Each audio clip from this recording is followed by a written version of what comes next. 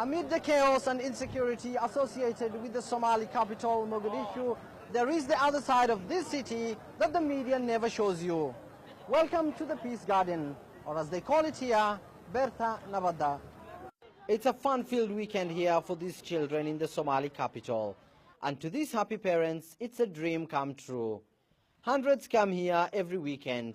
And it's not just the local residents. The diaspora too are back. Some from as far as Australia. To my Australian friends, welcome to Mogadishu. It's very beautiful. that's my message to the world. We want to change the narrative people have of Somalia.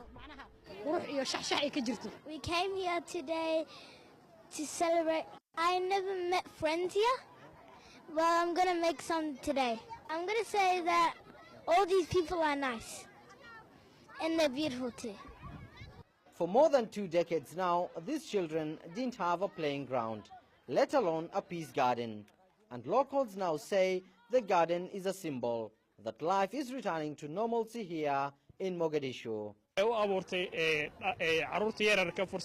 Peace Garden of Mogadishu has changed the place in a great way. For the first time in 2 decades, families have a place to spend their weekend. The Peace Garden has also transformed the city into a very beautiful place. For the city's young people, this is the new hangout spot, a photo opportunity for many. And for these young men, it's selfie time and a chance to spend quality time with loved ones. Professional photographers too are here, hoping to tell a different story. Mukhtar Ahmed is one of them, hoping to show the world that his city is rising. I'm a photographer. I come here every weekend.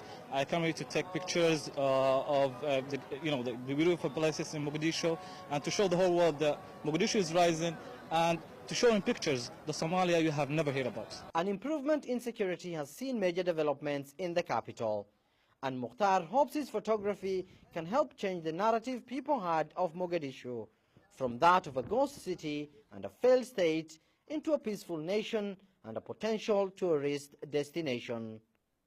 Abdul Aziz Bilo, CCTV, Mogadishu, Somalia.